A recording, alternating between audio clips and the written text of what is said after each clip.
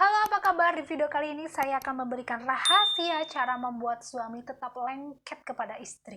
Simak videonya sampai habis. Cara membuat suami tetap lengket di rumah yang pertama adalah ciptakan suasana yang nyaman. Jadi di rumah itu ya, tata letak rumah dibuat senyaman mungkin, serapi mungkin karena suami itu senang dengan kerapihan. Yang namanya suami pulang kerja pengen lihat rumahnya bersih rapi. So, kita ciptakan suasana rumah yang menyenangkan, yang membuat nyaman, yang membuat rileks. Kalaupun misalnya kita punya anak kecil ya kan pasti berantakan. Kita berikan spot khusus bagi mereka.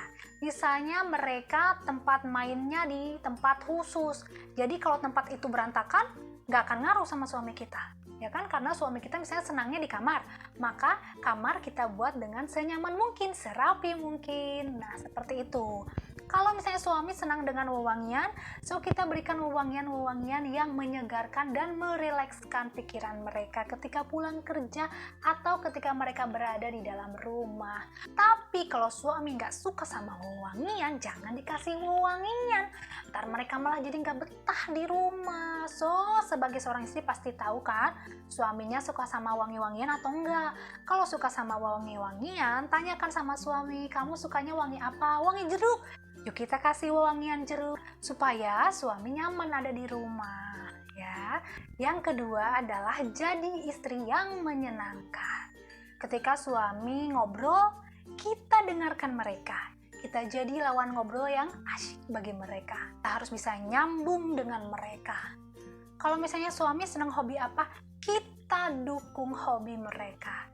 Kita semangati mereka. Yang ketiga adalah variasi seks atau gaya baru dalam bercinta. Karena rata-rata laki-laki suka dengan gaya yang berbeda-beda. Jadi belajar gaya apa saja yang mereka senangi. Kalaupun misalnya suami sukanya dengan gaya itu-itu saja ya nggak apa-apa.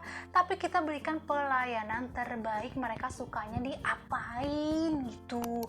Kalau misalnya mereka senangnya kita sebelum melakukan hubungan itu istrinya mandi dulu misalnya gitu. Jadi sebelum melakukan hubungan itu bersih-bersih dulu, kasih wangi-wangi dulu. Jangan sampai ketika hubungan, kok bau ketek.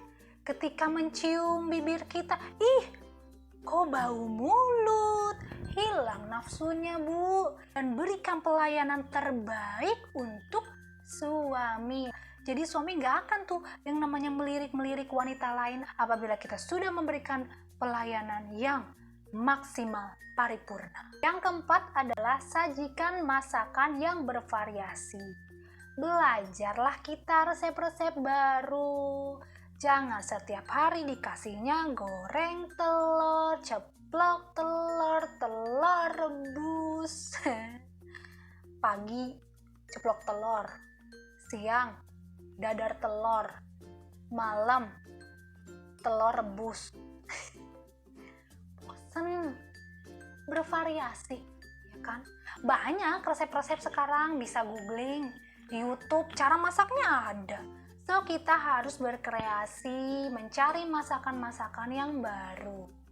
Jangan mentang-mentang aku nggak bisa masak, terus Mama Gigs jadi nggak mau belajar. Ya belajarlah, ya kan? Emang nggak bosen tiap hari disuguhinnya telur melulu? Emang nggak bosen tiap hari disuguhinnya mie melulu? Dikasih mie setiap hari, ntar lambungnya bermasalah.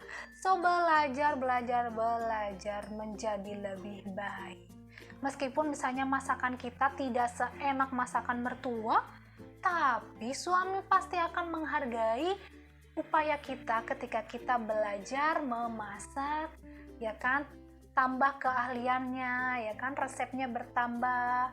Biasanya cuman bisa sop, sayur asam, nambah jadi bisa opor ayam, ya kan? Biasanya cuma bisa masak cah kangkung, sayur bayam, bisa tuh sayur lodeh. Banyak resepnya.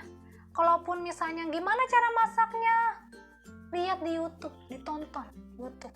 Atau misalnya nggak punya kuota buat nonton YouTube, beli tuh buku khusus isinya resep-resep semua. Aduh, jangan banyak alasan. Bilangnya nggak bisa masak, tapi nggak mau belajar. Mau belajar dong.